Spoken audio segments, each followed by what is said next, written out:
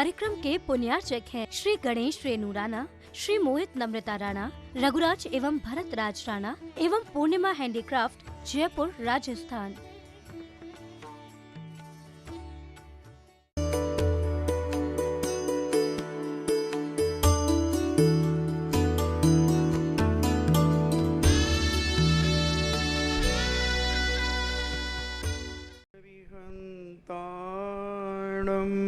नमो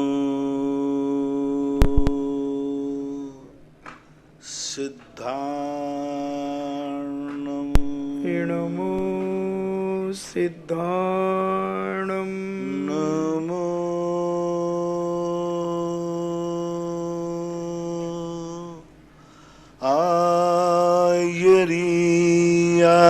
आयर्यार्णम, नमो आयर्यार्णम, नमो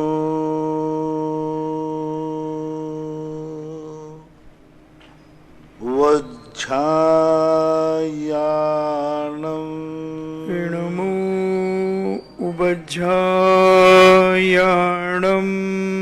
नमो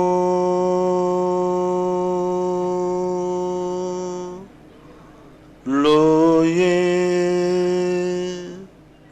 सव्यसाहूर्णम, नमो लोये सव्यसाहूर्णम।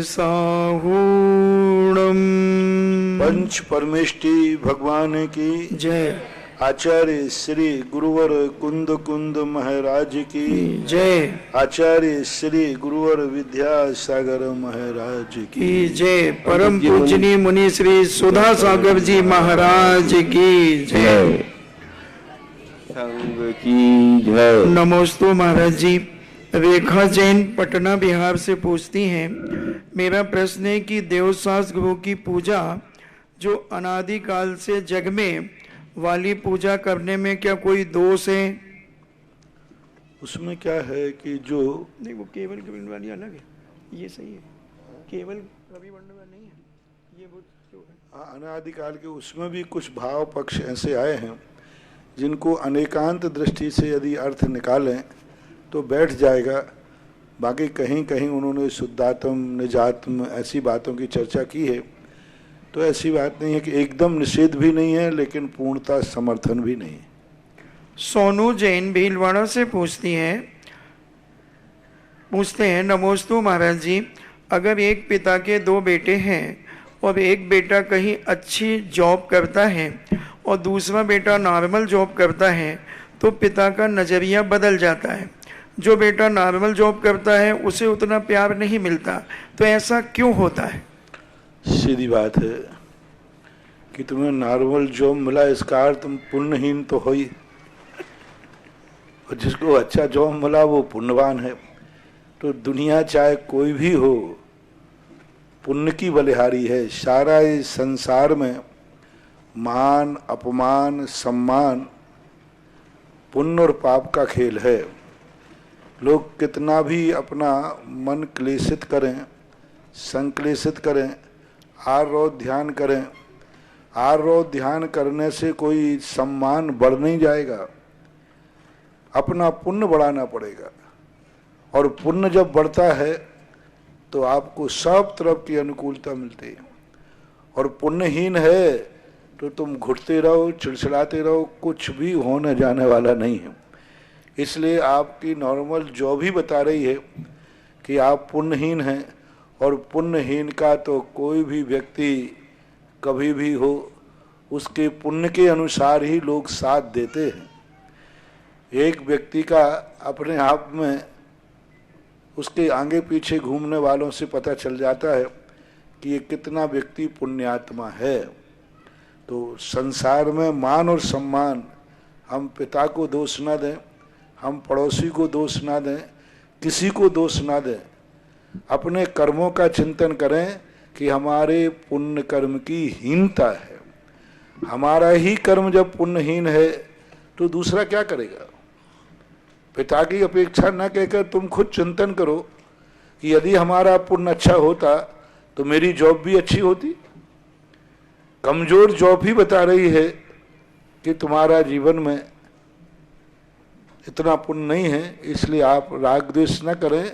आप अपने पूर्व में जो आपने किसी का सम्मान नहीं किया होगा, पूर्व में आपने माँ बाप का सम्मान नहीं किया होगा, पूर्व में आपने अपने माँ बाप को इज्जत नहीं दी होगी, इस कारण से आज आपको इज्जत नहीं मिल रही है। विपाक विषय विपाक विषय धर्म ध्यान का चिंतन करने से सारी समस्याओं का समाधान हो जाएगा।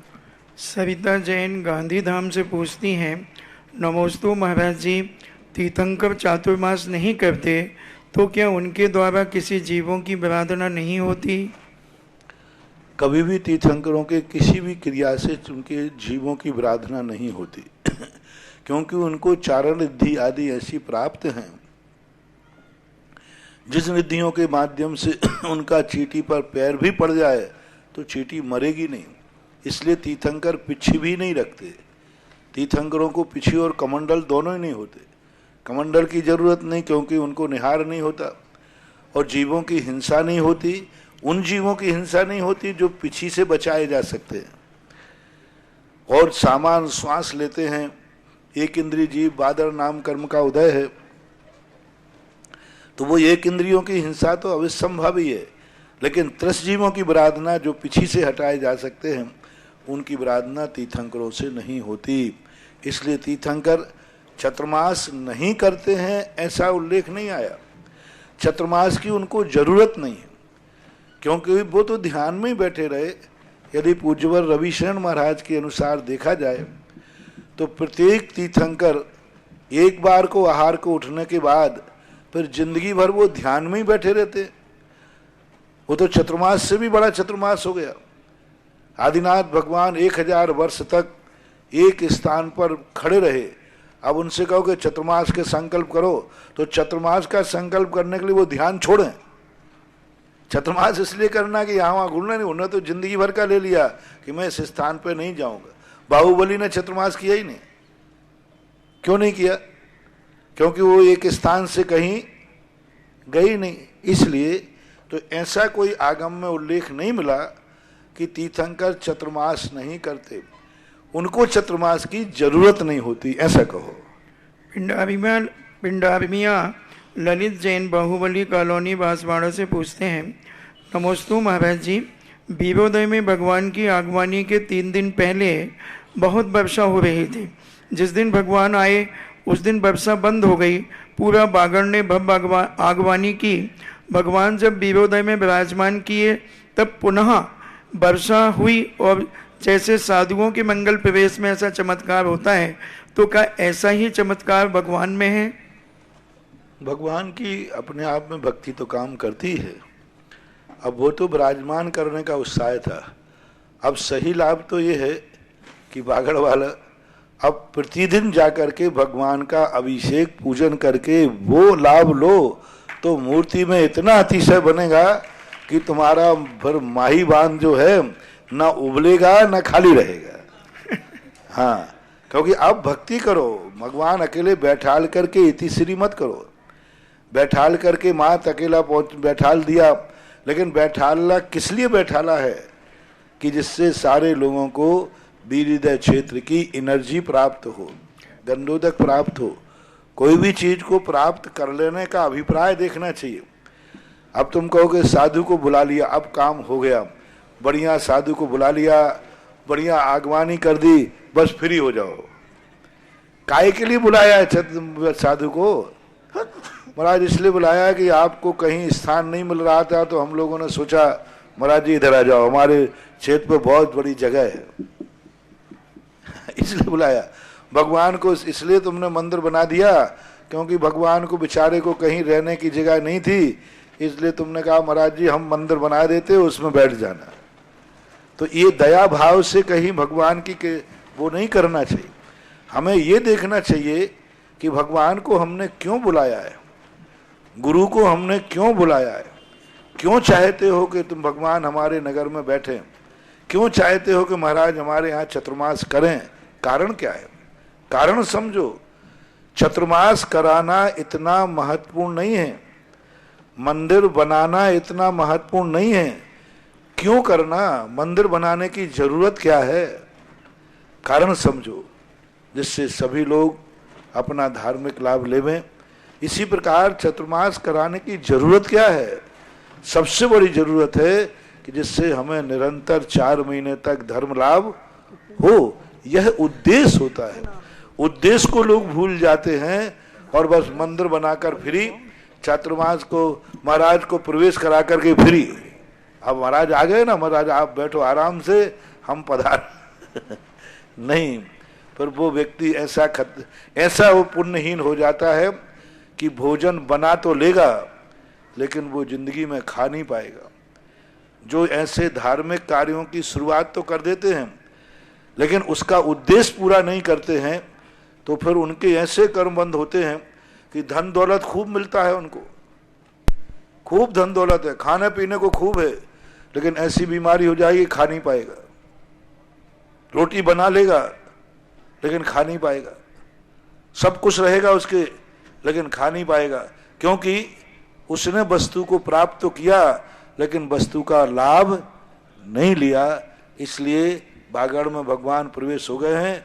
अब विरुद्ध तीर्थ क्षेत्र का आप अधिक से अधिक लाभ लें। बसंती साय भीलवाड़ा से पूछते हैं, नमोस्तु महाराज जी, मेरी जिज्ञासा है कि 9 कसाय से क्या अभिप्राय है और वो कौन कौन सी होती हैं, किस रूप में होती हैं? 9 कसाय उसे कहते हैं जो स्वतंत्र रूप से अपना कार्य नहीं कर पाते। उसे मूल कसाय का उदय चाहिए। जैसे क्रोध, मान, माया, लोभ, ये मूल कसाय हैं। और 9 कसाएं जो होती हैं, हास, रति, अरति, शोक, भय, जुगुप्सा, स्त्री वेद, पुरुष वेद और नपुंसक वेद, ये 9 कसाय होती हैं।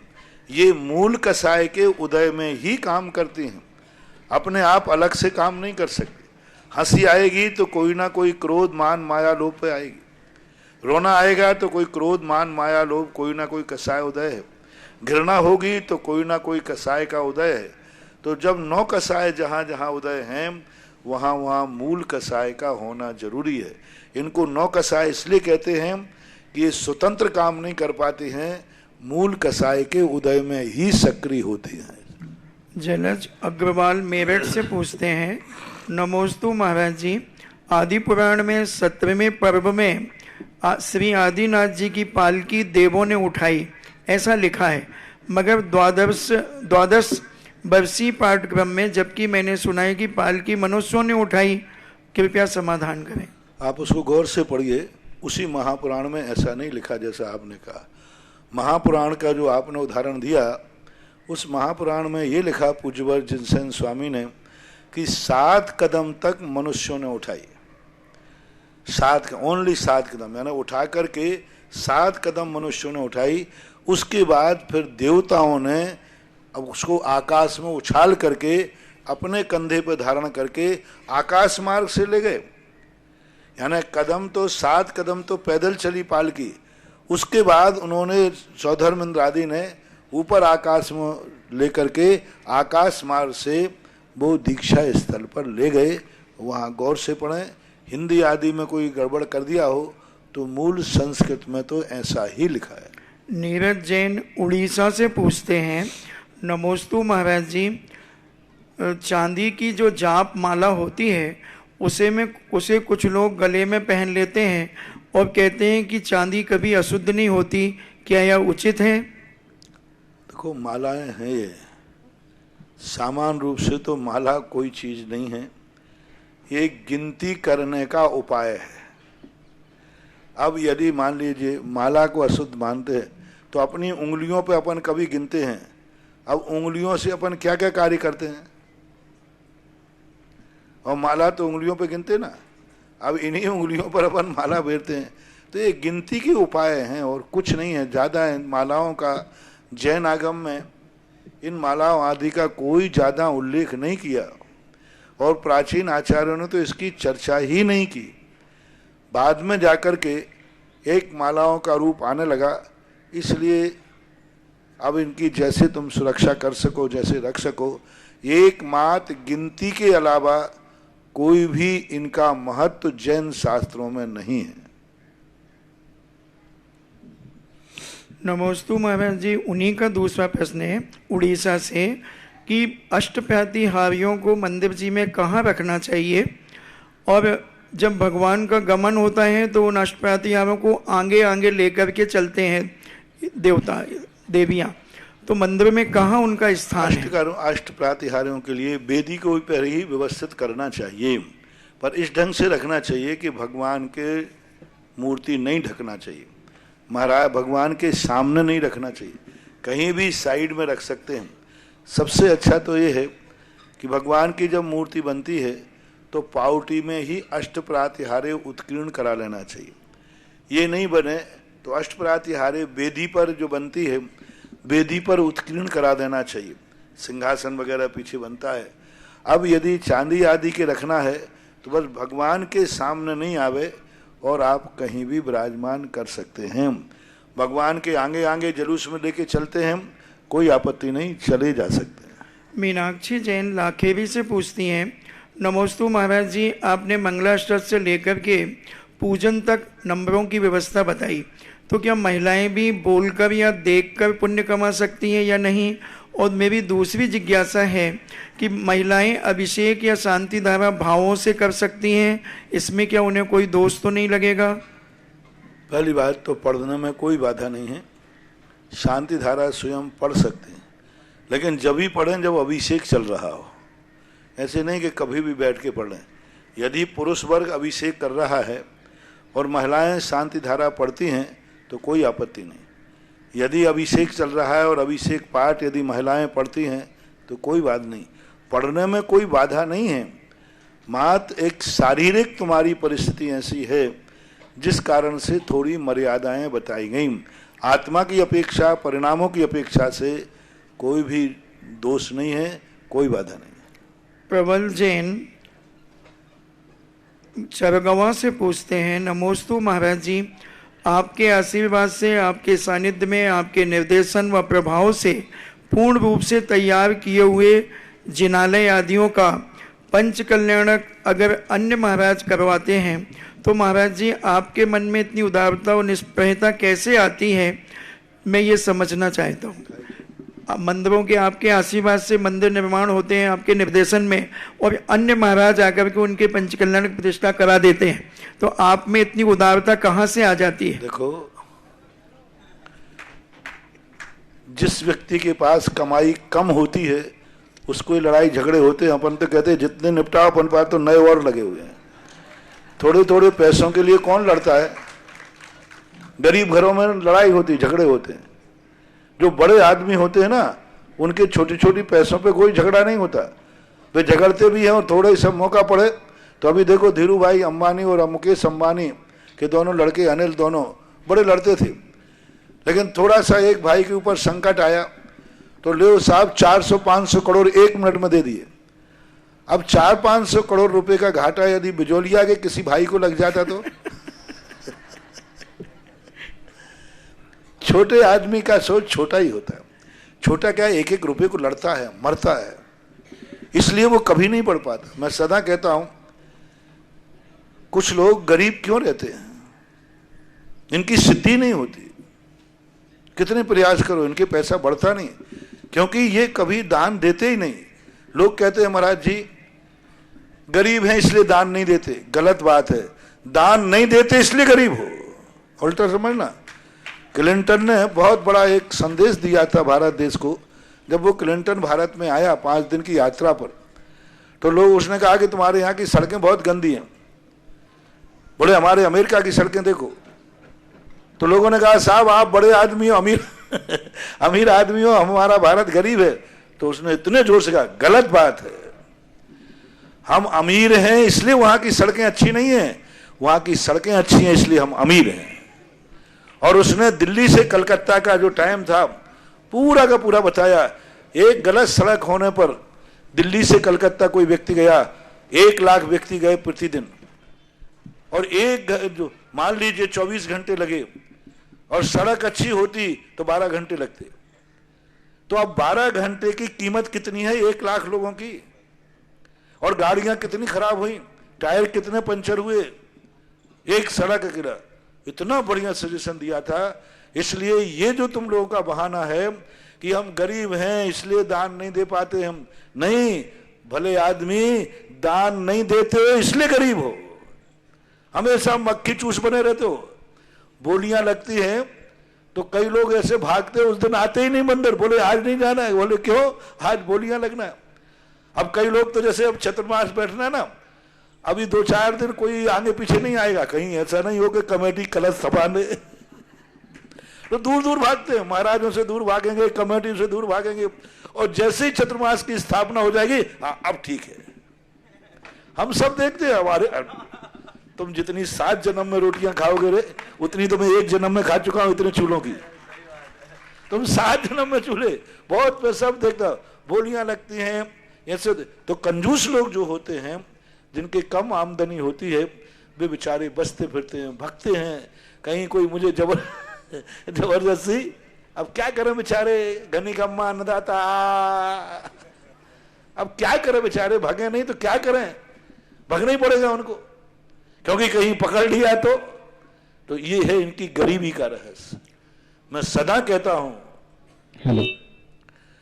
कि हर व्यक्ति के लिए जब बोलियां लगे, गरीब को सबसे आगे आना चाहिए बोली लेने के लिए।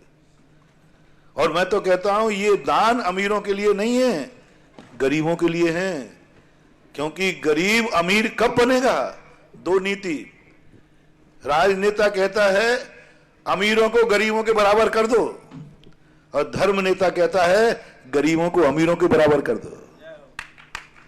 तो ये दान की जो परंपराएं हैं ये 2 लोगों के लिए हैं, अमीर कल के दिन गरीब ना हो जाए इसलिए दान। और गरीब अमीर कैसे बनेगा, बिना खेत में बोए बिना आज तक ना किसी की फसल आई है और ना आने वाली है, इसलिए महानुभाव निश्चित गांठ बांध लेना, दान के बिना अमीरी ना थी ना है और ना रहेगी। तो इसलिए मेरे पास तो इतनी इनकम है कि मेरा बनाया हुआ मंदिर यदि कोई पंचरणा कर देता तो मैं तो विकल्प ही नहीं करता, कर ले भाई, क्योंकि उसके पास बेचारे के पास एक ही मंदिर नहीं है, वो जिंदगी में एक मंदिर नहीं बना पाया। जिंदगी में अतिक्रमण कौन करता है, जिनके पास जमीन की कमी होती है, जो जिंदगी में एक मंदिर नहीं बना पाए, उनके कहने पर नहीं बने, तो वे लोग ऐसा करते हैं, बेचारे हैं। और अपन को तो इतने मंदिर हैं, मैं तो परेशान हूं, इतने मंदिर कहां तक जाऊंगा। अब देखो 3 दिन के लिए महुआ गया और वहां ऐसा विशाल मंदिर और विशाल दान की बात आई, अब मैं क्या करूं।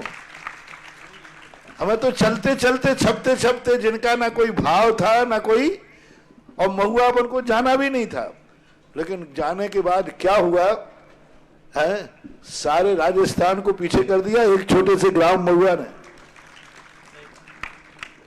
हाँ, भीलवाड़ा से आया हूं मैं, और भीलवाड़ा सब पीछे हो गया और महुआ आगे हो गया। जो उनका दान दे मन, आनंद आना चाहिए।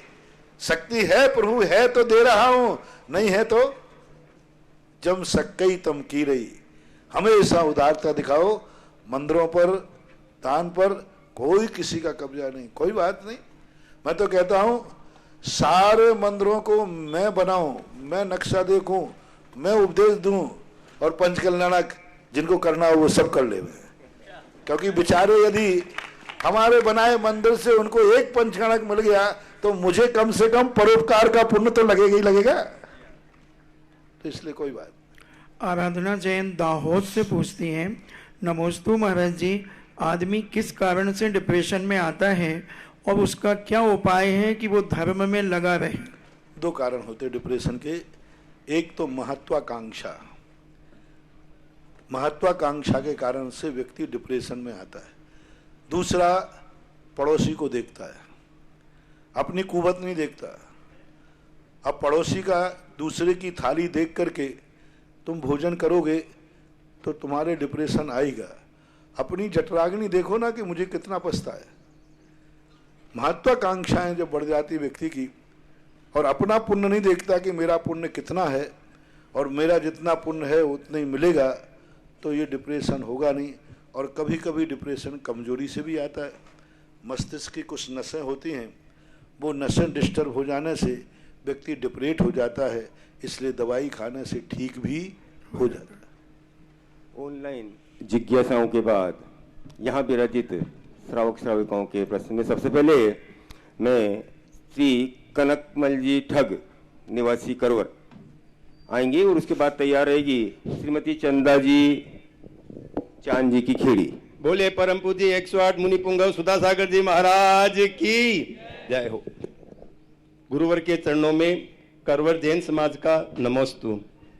गुरुवर, मेरी जिज्ञासा है कि हम प्रतिक्रमण करते हैं जिसमें तीन मिथ्यात्व माया मिथ्यात्व माया निंदा निदान और 3 दंड मन वचन काय और 3 गौरव शब्द गौरव रिद्धि गौरव और 7 गौरव। ये 7 गौरव रिद्धि गौरव और 7 गौरव क्या होते हैं? गौरव रिद्धि गौरव कहलाता है अपने वैभव का, अपनी तपस्या का, अपने धर्म का अहंकार होना, दूसरे को नीचा दिखाना। और 7 गौरव का अर्थ होता है साता का। देखो मेरे जीवन में बहुत साता है, तुम्हारे जीवन, तुम तो समाज बीमार बने रहते हो, तुम तो बड़े, तो अपने सुख का साता का 7 गौरव लिख दिया गया। साता का अहंकार करना उसको 7 गौरव कहते हैं। नमस्ते। चंदा जी जैन चांद जी खेड़ी के बाद तैयार रहेंगे श्रीमान ऋषभ जी मोहिवाल निवासी कोटा। मेरे गुरुवर के चरणों में सादर नमोस्तु नमोस्तु। हे गुरुवर, मेरी जिज्ञासा यह है कि अभी भिलवाड़ा में जो स्कूल में लोकार्पण हुआ था उसका मेरे बेटे ने एक कमरा लिखाया, हमको पता भी नहीं था। जब पता चला तो हमारे को बहुत खुशी हुई और मिलने वालों को भी बताया मैंने, तो उसमें मेरे को मान कषाय का कोई दोष लगेगा? मेरे को बहुत तारीफ करी मैंने उसकी। अनुमोदना करना ही चाहिए, क्योंकि कोई भी व्यक्ति अच्छा कार्य करके आता है। क्योंकि दुनिया के बेटे ऐसे होते हैं जो गलत कार्यों में खर्च करते हैं और बताते ही नहीं। कितने लोग हैं, कितने बेटे हैं जो पाप और गलत कार्यों में माँ बाप को बताए बिना करते हैं। कम से कम तुम्हारे बेटे ने धर्म का कार्य बिना बताए किया है। संसार के सारे बेटे ऐसे हो जाएं तो अभाग्य मानना चाहिए। नमोस्तु गुरुवर, नमोस्तु गुरुवर। श्रीमान ऋषभ जी जैन के बाद तैयार रहे श्रीमती निर्मला जी जैन बिजोलिया। परम पूज्य गुरुवर के श्री चरणों में संख्यातीत नमन वंदन नमोस्तु महाराज जी। महाराज जी, मेरी जिज्ञासा ये है कि रौद्र ध्यान कौन सी प्रतिमा के बाद छूटता है और कौन से गुण स्थान में छूटता है?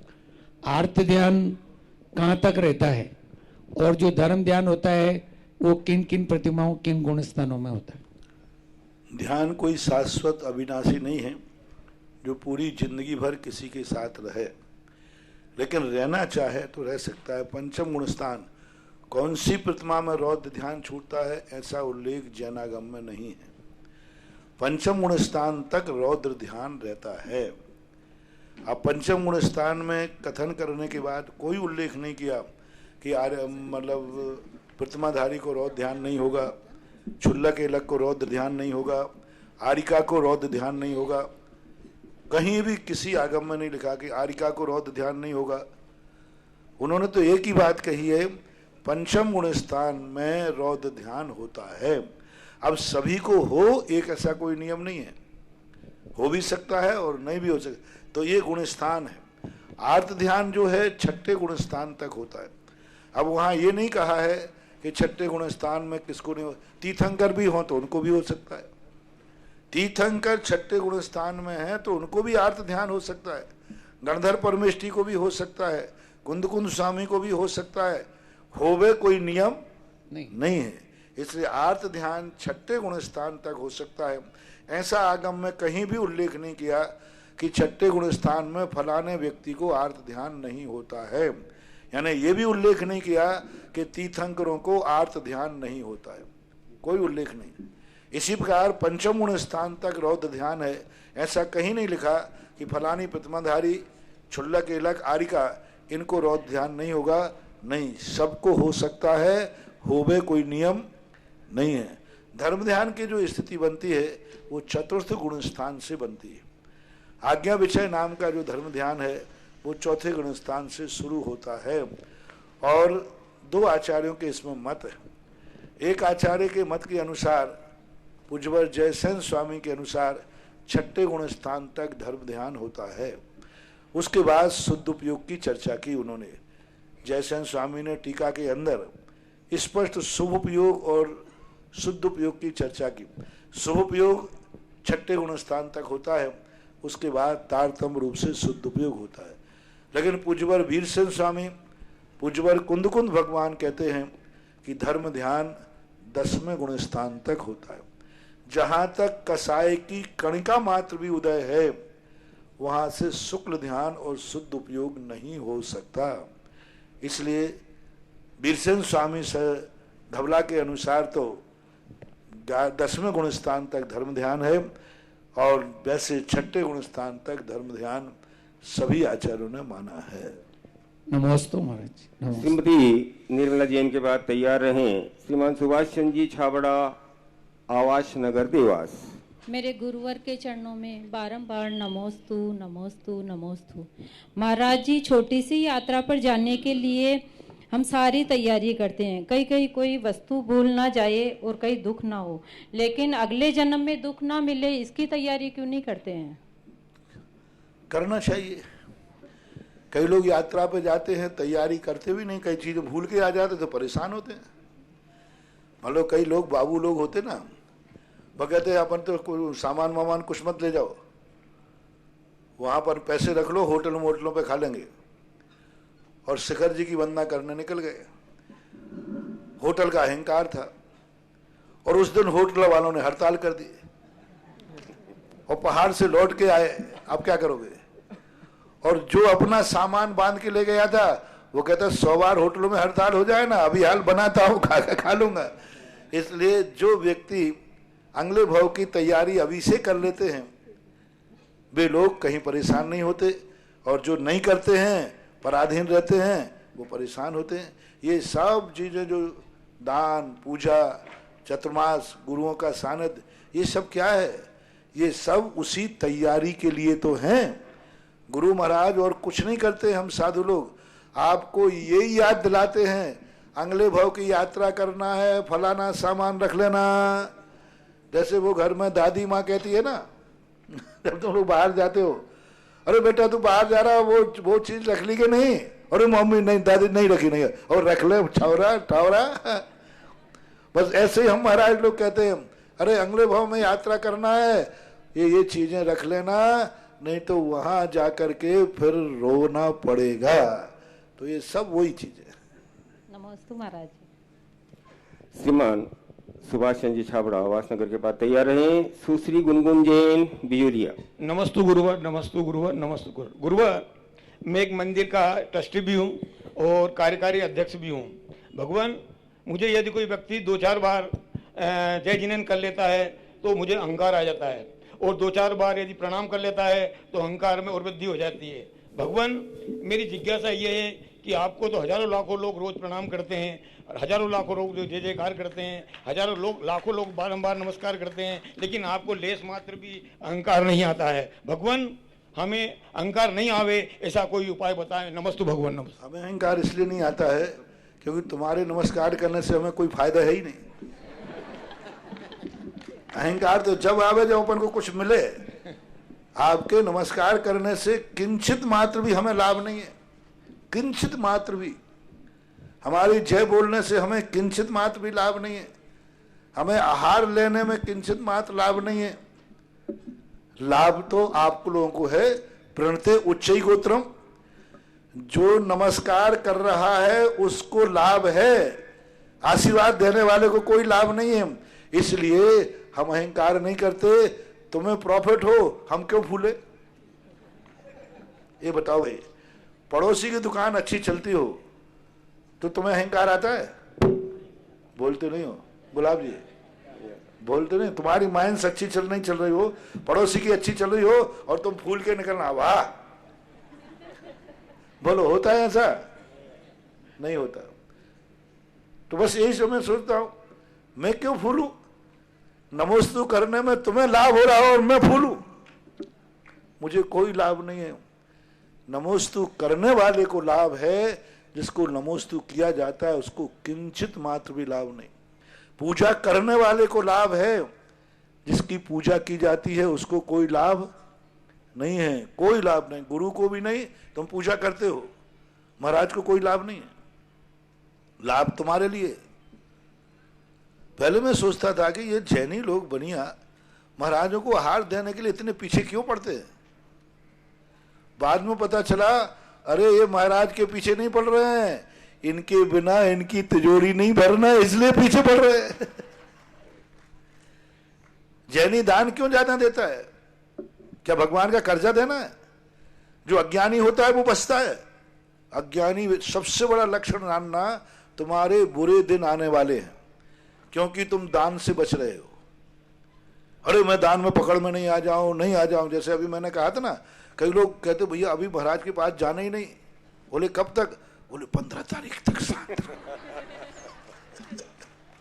क्यों? अभी 15 तारीख तक मामला समझ लेना, इनके बुरे दिन आने वाले हैं, जरूर ठोकर लगने वाली है। नहीं महानुभाव, जब ऐसा मौका आए तो सबसे आगे आओ। गुरु और मां कभी शक्ति से ज्यादा भार तुम्हें नहीं रख सकती। उनका जो भी उपदेश होगा वही तुम्हें एक दिन विकास करेगा, क्योंकि गुरु और मां कभी अहित का उपदेश तो दे ही नहीं सकते। इसलिए हमेशा ये ध्यान रखना चाहिए कि अहंकार, तुम्हें जो किसी ने जय जिनेंद्र किया तो तुम्हें क्या लाभ मिला जो तुम अहंकार कर रहे हो? जिसने किया उसको मिला। और जब कोई, हम लोग तो, हमारा तो नेचर ही बिल्कुल उल्टा है। जब कोई दान की बोलियां लगती हैं तो हम बोलते नहीं हैं, नहीं तो आंख बंद करके कहते हे भगवान ये बोली मेरे दुश्मन न ले बेबे, हे भगवान ये बोली मेरे निकट के भक्त के पास जाना चाहिए, जो मेरा निकट भक्त है, क्योंकि हम जानते हैं कि यही बोली इसको और अमीर बनाएगी। तुम नहीं समझते हो। साधु एक ही बात सोचता है कि ये दान की बोली मेरे निकट भविष्य में भक्त पे जाना चाहिए।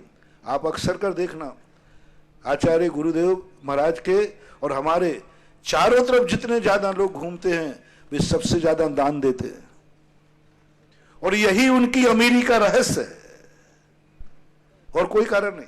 तो हम भावना भाते हैं कि हे भगवान, क्योंकि हमें मालूम है कि इसकी क्वालिटी क्या है, हमें मालूम है कि इसमें क्या है।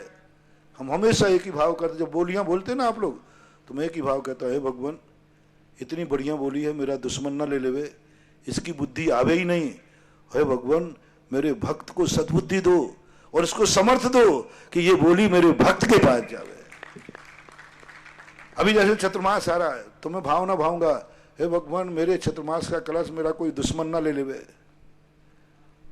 जो मेरे जितने ज्यादा निकट का हो मेरा कलश वह बैठा ले, क्योंकि मुझे मालूम है कि यह कलश उसको कितनी ऊंचाइयां देगा, कितनी ऊंचाइयां देगा, टका में टका बढ़ाएगा। इसलिए आप देखना, जो मैंने अभी कहा था, गरीब हो इसलिए कई लोग आप पर आज हम गरीब हैं, गलत बात है। गरीब हो इसलिए दान नहीं दे पा रहे हो, नहीं, दान नहीं देते हो इसलिए गरीब हो, ये गांठ में बांध लेना। और ये सिद्धांत यदि आपकी गांठ में बंध गया तो कल से तुम्हारा विकास चालू हो जाएगा और उपलब्धि तुम्हें चालू हो जाएगी कि नहीं, इससे मेरा बहुत बड़ा लाभ होता है। तो इसलिए हमेशा ही ध्यान रखना, अहंकार उसी वस्तु पर करो जिससे अपन को कुछ मिले, नहीं तो ठीक है सामने वाले को मिल रहा है, हमारे लिए खुशी तो होती है कि कोई बात नहीं, मेरे निमित्त से सामने वाले को कुछ मिल गया। सुश्री गुनगुन जैन के पास तैयार रहेंगी श्री मयंक जी जैन, छोटी बिजोलियाँ। नमोस्तु महाराज जी। महाराज जी मेरी यह शंका है कि 10 लक्षण पूजा में आता है परिग्रह आदि 24 वेद, तो 24 वेद कौन कौन से होते हैं? क्या है, फिर से बोलो बेटा। 10 लक्षण पूजा में आता है कि परिग्रह आदि 24 वेद, तो 24 वेद कौन कौन से होते हैं? परिग्रह 24 वेद त्याग करे मुनिराज जी, ऐसा आकिंचन धर्म की पूजा में आता है। तो 24 होते हैं, धन, धान, दासी, दास, कुप, भांड, प्रमाण, ये जो 10 परिग्रह, धन है, दास है, हिरण है, सुवर्ण है, दास है, दासी, ये सब परिग्रह के अंतर्गत आते हैं। और 14 परिग्रह अंतरंग होते हैं। अंतरंग परिग्रह कहलाते हैं 4 कसाय, क्रोध, मान, माया, लोभ, 4, और 9 कसाय जो अभी हमने गिनाई थे, हास, रति, अरति, शोक, भय, जुगुप्सा, स्त्री वेद, नपुंसक वेद, और ये, तो ये जो होते हैं ये 13 हो गए, और एक मिथ्यात्व। तो ये अभ्यंतर 14 परिग्रह होते हैं और बाहर 10 प्रकार परिग्रह, दोनों मिला करके 24 प्रकार के परिग्रह होते हैं। मयंक जैन के बाद तैयार रहेंगी श्रीमती संतोष जी पटवारी बिजोलिया। नमस्ते महाराज, मेरा प्रश्न यह है कि हमें दीपावली पर लक्ष्मी माँ को पूजना चाहिए या नहीं, और नहीं पूजना चाहिए तो उसका कारण क्या होगा? तो लक्ष्मी कोई है ही नहीं तो क्या पूछोगे तुम? तुम्हारे जैन दर्शन में लक्ष्मी है ही नहीं। तुम्हारे यहाँ जिनेंद्र देव ही लक्ष्मी हैं, उन्हीं से सारी लक्ष्मियां प्राप्त होती हैं। इसलिए उस दिन लक्ष्मी का कोई रोल ही नहीं। अब तुम धन दौलत को लक्ष्मी मानो तो धन दौलत को पूजा करो, तो उसी दिन डाकू भी शगुन उठा रहा है, तुम बाहर निकालो और हमारा लाभ हो। इसलिए वो पूजा जो है दिवाली की जैन दर्शन के अनुसार जिनेंद्र भगवान की पूजा है, केवल ज्ञान की पूजा है, मोक्ष लक्ष्मी की पूजा है। सांसारिक जो लक्ष्मियां होती हैं ये पूज्य है ही नहीं, तो पूजा का सवाल ही नहीं। श्रीमती रेखा जी गदिया तैयार रहेंगी और संतोष पटवारी जी अपना प्रश्न करें। मेरे गुरुवर को बारंबार नमोस्तु नमोस्तु नमोस्तु। महाराज, श्री मन, बुद्धि और आत्मा में आपस में क्या संबंध है? मन, बुद्धि और आत्मा। मन एक पौद्गलिक वस्तु है, जैसे अपने आँख, कान, नाक होते हैं, ऐसे ही मन यहाँ हृदय में होता है 8 पाखुड़ी वाला। बुद्धि जो है एक विचारों का नाम है। आत्मा के पास बुद्धि नहीं है, ज्ञान है। ज्ञान और बुद्धि में अंतर है। बुद्धि पर से प्रेरित होती है, बुद्धि निमित्त से प्रेरित होती है। जैसे अपन ने सामने किसी व्यक्ति ने मैंने प्रवचन दिया, तो प्रवचन दे करके आपको जो बुद्धि उपजी, ये बुद्धि कहलाती। और ज्ञान का जो स्वभाव होता है वो जानना देखना रहता है, बौद्धिक रूप नहीं रहता। और धीरे धीरे वह बुद्धि ज्ञायक स्वभाव में बदल जाती है, बात अलग है। तो बुद्धि एक विचारों की श्रृंखला है, ज्ञान एक जानने देखने वाला है। ज्ञान में जानने देखने की क्षमता है, विचारों का हुआ पोए नहीं। केवली भगवान केवल ज्ञान होने के बाद फिर उनके पास बुद्धि नहीं रहती, वो ऊहापोह नहीं करते, विचार नहीं करते। अपन लोग विचार करते हैं, ये घड़ी है किसकी है, कौन सी कंपनी की है, कितना बज रहे, इतने बजे क्या टाइम होना चाहिए, ये जो है ये विचार चल रहे हैं। अब केवली भगवान ये सब विचार नहीं करेंगे, वो घड़ी को जानेंगे बस। ज्ञाता दृष्टा जो है वो आत्मा का स्वभाव है, और बुद्धि जो है संसारी व्यक्ति का स्वभाव है। पेड़ को देख करके अपन ने कहा ये नीम का पेड़ है, बहुत अच्छा लग रहा है, बढ़िया है, तो ऐसे भाव आते, ये बुद्धि कहलाती है। और ये बुद्धि मन का आलम्बन लेती है, तो मन का आलम्बन लेकर के जो विचार उठते हैं उनको बुद्धि कहते हैं। नमोस्तु गुरुवर। श्रीमती रेखा जी गदिया के बाद तैयार रहेंगे श्री संजीव जी जैन लखनऊ। परम पूज्य गुरुवर को नमोस्तु। महाराज जी, आज इस तपोदय तीर्थ क्षेत्र में आपका इतना भव्य मंगल प्रवेश देखकर मन एकदम खुशी, उमंग, आनंद, उत्साह से भर गया। और इतनी सारी सबके हाथ में जैन धर्म की ध्वजाएं लहराती देखकर ऐसा लगा सम्यक दर्शन के 8वां प्रभाव नंग याद आ गया कि जैन धर्म भी इसी तरह आगे इतनी आकाश की ऊंचाइयों को छुएगा। अब मेरी आज की जिज्ञासा यह है कि अभी के जिज्ञासा समाधान से है। आपने कहा कि गुरु और माँ हरदम विकास की बात सोचते हैं, जैसे आप लोग भी कहते हैं कि होटल में नहीं खाना चाहिए, और एक माँ भी ये चाहती है कि हमारे बेटे या हमारे परिवार वाले होटलों में न खाए। लेकिन एक आजकल बहुत ही ज्वलंत समस्या ये हो गई कि होटल वाले कूपन सिस्टम निकाल रहे हैं कि 1 साल तक अगर आपने इस होटल में भोजन किया तो आपको इतना डिस्काउंट मिलेगा। तो वो लोग सब परिवार वाले जाते ही हैं कि अगर हमने 1 साल तक नहीं खाया तो हमारे पैसे वेस्ट हो जाएंगे, तो वो नहीं चाहते हुए भी होटलों में जाते हैं और 1 साल में उस पैसे को पूरा करते हैं। मैंने माँ और बेटे की बात में, गुरु की बात में कही थी, लेकिन आज जो है बेटे भ्रष्ट नहीं हो रहे हैं, माँ भ्रष्ट हो रही है। आप शहरों में जाके देखो, हर महिला हफ्ते में 1 दिन बाजार में खाएगी, जो पति नहीं ले जाए झगड़ा करेगी। और इतना झगड़ा करते हैं, समझ लेना जिस घर की माँ, पत्नी, बहन महिला जाति जब रहते हुए बाजार में खाने का प्रस्ताव रखें, समझ लेना उस कुल में अब कलंक लगने वाला है। समझ लेना उस कुल की मर्यादा खत्म हो गई। समझ लेना उस कुल की जो अतिशय है वो खत्म हो गई। महिला को अन्नपूर्णा कहा जाता है। अन्नपूर्णा का अर्थ है कि महिला कहती है मेरे रहते हुए कोई बाजार में नहीं खाएगा, मेरे मरने के बाद खाना। इसलिए महिला सबसे बाद में भोजन करती थी। द्रौपदी का ये चमत्कार था। द्रौपदी जिस कटोरे में भोजन जब तक वो न कर लेती थी तब तक वो कटोरा खाली नहीं होता था। ये कोई देवताओं का गुण नहीं था, एक महिला का गुण था। यदि सारी महिलाएं घर में, वो कोई ना कोई तो तुम्हारी है, माँ होगी, पत्नी होगी, बहन होगी, कुछ ना कुछ तो है। यदि वो अपने परिवार को खिलाने में गर्व महसूस करने लग जाए तो ये सारी होटलों में लोग जाना बंद कर दें। 90% पहले जो पुरुष वर्ग जो खाते हैं ये मजबूरी में खाते हैं, और मजबूरी में खाते थे लोग। इतनी ज़्यादा होटल नहीं थी पहले। मैं 10-25 साल पहले जब मैं विहार करता था तो 50-50 किलोमीटर के बाद एक आध ढाबा मिलता था, ढाबा जो किनके लिए होता था, ट्रक वालों के लिए। आज तो जिस नगर में जाओ, जिस हाईवे पे जाओ, मिडवे। तो मैंने कहा भाई कौन खाने लगे? बोले महाराज ये चलने फिरने वाले नहीं खा रहे हैं, अब तो शहर से लोग यहां आकर के खाते हैं।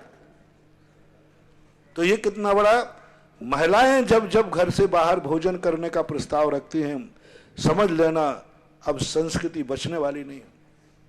महिला वो अन्नपूर्णा है कि जो स्वयं घर में खाती है और अपने घर के सदस्यों को खिलाती है। तो आज की जो शिकायत है पुरुषों को, आजकल पुरुष होटल में नहीं जाना चाहते, क्योंकि जब जब ये होटल में जाते हैं 1500 से कम में नहीं निपटते। बताओ भैया पुरुष लोगों, एक बार 2 प्राणी यदि तुम बाजार में गए या पूरा परिवार गया तो कितने से निपटोगे? 4-5 हजार तो लग जाए। 4-5 हजार से। और 4-5 हजार घर में बनाओ तो एक 10 रुपए की चाय में इतना सा पी के आओगे 100 रुपए में, और घर में वो 1 हफ्ते चले। तो पुरुष वर्ग तो आज चाह रहा है कि हे भगवान हमारी महिलाओं को आप होटल का त्याग करा दो, क्योंकि 1 हफ्ते में सब निपटा देती है। और महिलाओं का शौक बड़ा है, बाहर खाने का शौक महिलाओं का खरा बड़ा है। यही विनाशकालीन विपरीत बुद्धि। इसलिए जिस घर की महिलाएं बाजार में खाने का प्रस्ताव नहीं रखती हैं, वे घर सुरक्षित रहेंगे, मर्यादित रहेंगे, और उनके घरों में अन्न की सिद्धि होगी। महिला का घर का भोजन अन्नपूर्णा कहलाता है, ऐसा जानना चाहिए। नमस्ते महाराज। संजीव जी जैन लखनऊ के बाद तैयार रहेगी। श्रीमती गुरुदेव के चरणों में कोटि-कोटि नमन। गुरुदेव के चरणों में कोटि-कोटि नमन। मेरी जिज्ञासा ये है कि जो हम लोग जिन अभिषेक करते हैं उसमें चतुष्कोट स्थापित करते हैं, उसका क्या महत्व है? 4 कोणों में तो इसलिए करते हैं क्योंकि वो क्षीर सागर का जल होता है। मूल रूप से तो पूज्यवर माघनंदी महाराज ने 4 कोणों का नाम तो लिया नहीं। उन्होंने ये जरूर कहा है कि आपका कुआं का जल अशुद्ध है क्योंकि मछली आदि इसमें रहती हैं। अब भगवान के ऊपर ऐसा अशुद्ध जल नहीं ढल सकता, लेकिन हम क्षीर सागर का जल नहीं ला सकते हैं। तो मंत्र के द्वारा जो आपके कुएं का जल लाए हो उसको क्षीर सागर का जल बनाना, यानी उसमें भरने के बाद क्षीर सागर की स्थापना करने को कहा। कलश स्थापना करने का उल्लेख तो शास्त्रों में मिला है, लेकिन 4 कोनों में करना चाहिए ऐसा उल्लेख किसी भी शास्त्र में देखने को नहीं मिला। कलश की स्थापना होना चाहिए। स्थापयामि जिन स्नान संस्थापी आदि कुसुम चंदनादि बर के भूषता श्री तीर्थ कृष्ण पन वर्य विधौ सुरेंद्रा क्षीराब्दि बार भरे दूपुरे दुग्ध कुम्नान, यानी ऐसे जो कुंभ हैं उनको स्थापित करना चाहिए। अब चतुर्कोणी की कहाँ से परंपरा चली, कैसे चली, यह एक विचारणीय है। लेकिन कलश की स्थापना करने का उल्लेख जरूर है, करना चाहिए। श्रीमती संगीता जी जैन उदयनगर के बाद तैयार हैं। श्री पारस जी जैन बोराव। नमोस्तु गुरुवर, नमोस्तु गुरुवर, नमोस्तु गुरुवर। मेरी जिज्ञासा ये गुरुवर कि अगर किसी का घर 4 किलोमीटर दूर हो तो वो प्रक्षाल करने के लिए गाड़ी पे बैठ के आ सकता है क्या? नहीं आ सकता। वो ऐसा कर सकता है कि एक स्टील का डिब्बा बना लेवे, अच्छा, उसमें शुद्ध कपड़े रख लेवे और पैंट शर्ट पहन करके गाड़ी से आवे और मंदिर में आकर गीली टॉवल से सारे कपड़े उतार कर गीली टॉवल पहन करके कपड़े बदल लेवे, लेकिन धोती दुपट्टा पहन करके गाड़ी में बैठ के कदापि नहीं आना चाहिए, और आया है तो उसको अभिषेक नहीं करना तो चाहिए। महाराज जी मंदिर में व्यवस्था नहीं थी इस चक्कर में? क्यों नहीं व्यवस्था? बदलने की व्यवस्था नहीं है? अरे कहीं भी बदल लो, टॉवल पहन करके बदलने में क्या देर लगती है? ऊपर छत पे चले जाओ, वहां जाके बदल लो। ठीक है, कहीं ना कहीं व्यवस्था बनाओ तो बन जाएगी, ऐसी बात नहीं। नमस्ते गुरु। श्री पारसी जैन के बाद तैयार रहेगी सुश्री बोधी जैन, बनेडिया, देपालपुर, मध्य प्रदेश। नमोस्तु महाराज जी। महाराज जी, अनंतानुबंधी की विसंयोजना करने वाले अविरत सम्यक दृष्टि जो चौथे गुण स्थान में है कि कर्म निर्जरा मुनियों से भी असंख्यात गुणी होती है, ऐसा कैसे संभव है? नमोस्तु महाराज। क्योंकि उस समय उसका जो विशुद्ध भाव है, निर्जरा दो प्रकार की होती है, एक संयम लब्धि स्थान से निर्जरा होती है और एक विशुद्धि भाव से इतना होती है। चतुर्थ गुण स्थान वर्ती उस समय कर्मों का क्षय कर रहा है। अनंतानुबंधी की विषय योजना सम्यक दर्शन आदि प्राप्त करने के लिए की जाती है, श्रेणी के लिए भी की जाती है, तो उस समय उसके परिणाम इतने विशुद्ध हैं कि मुनिराज से भी ज्यादा परिणाम, क्योंकि मुनिराज तो ध्यान में स्थित हैं, वो तो वर्क कर रहा है, कर्मों का क्षय कर रहा है, मिथ्यात्व को क्षय करने के लिए, कसाय को पूर्णतः समाप्त करने के लिए मुनिराज कसाय को मंद कर रहे हैं और वो कसाय का नाश कर रहा है। मुनिराज जो ध्यान में बैठे हैं, मान लो क्षयोपशम सम्यक दृष्टि है, तो वे अनंतानुबंधी कसाय को उदय में तो नहीं आने दे रहे, लेकिन उसका नाश नहीं कर पा रहे।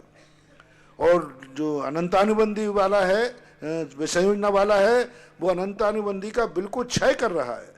तो एक व्यक्ति चोर को रोक रहा है और एक व्यक्ति चोर को समाप्त कर रहा है। एक व्यक्ति पाप से रुक रहा है और एक व्यक्ति कहता मैं पाप करूंगा ही नहीं। तो दोनों में श्रेष्ठ कौन है? जो नहीं करेगा। एक ने तो कहा कि भाई मैं आज पाप नहीं करूंगा, आज रुका जाता हूं, और एक कहता है, अब देखना, हाँ। एक ने कहा मैं आज पाप नहीं करूंगा, महाराज ने कह दिया तो आज मैं रोकता हूं, और एक कहता है नहीं आज के बाद मैं पाप करूंगा ही नहीं। तो दोनों में अंतर कितना? जो पाप नहीं करेगा। हाँ, तो अनंतानुबंधी का विसर्जना का नाश कर रहा है, समूल नाश कर रहा है, सत्ता में भी नहीं रहने देगा। और मुनिराज का है सत्ता में रह सकती है, ऐसा मानना। नमोस्तु महाराज। एक छोटा प्रश्न हो रहा महाराज। महाराज जी, उपसम श्रेणी में जो मुनिराज 11वें गुण स्थान में है और क्षपक श्रेणी में जो 8वें गुण स्थान में है, इनमें कौन से मुनिराज बड़े माने जाते हैं?